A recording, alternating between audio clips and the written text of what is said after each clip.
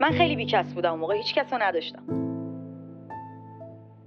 خوی خیلی بدی داشتم. خیلی چیزا واسم مهم نبود. الکلی بودن واسم مهم نبود. کارایی رو میکردم که اصلا الان وقتی بهش فکر میکنم خودم رو نمیشه خودم تو آینه نگاه.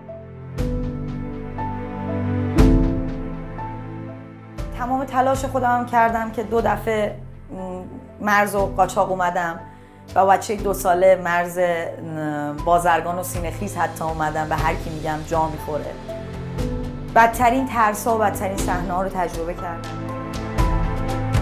یه روز عمو کنامون میگه که بازرسی میکنن، وارد مغازه شد، اومد گشتن مغازه رو تا پاکت کارتون انجیل پیدا کرد و من گفت که با صاحب مغازه تماس بگیر. دیگه من اومدم بیرون تماس بگیرم، اومدم از اون طرف خیابون یواش یواش اومدم تاکسی گرفتم فرار کردم. یک ایرانی اگر بفهمن ایمانداری یه ذره بد باد برخورد میکنن خیلی جاها و خیلی ازت میترسن، ازت دوری میکنن و خب این آزاردهنده است.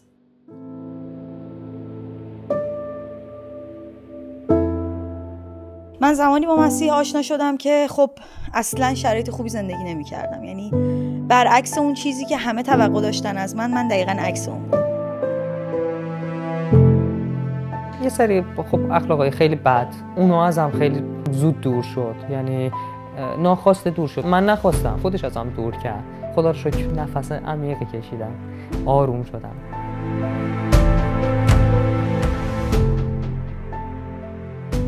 خود عیسی مسیح به من کمک کرد که شاید خنده‌دار باشه، ولی من در عرض 2 دقیقه کل اعتیادمو گذاشتم کنار.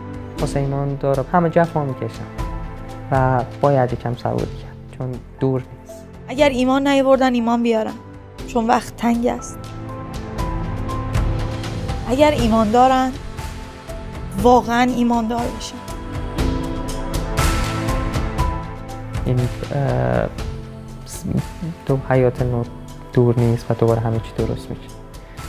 همه واسه یه چیز دارن سختی میکشن، چه اینجا باشی چه هر جای دنیا باشی. اگه تو مسیح زندگی بکنی زندگی تو خیلی قشنگه.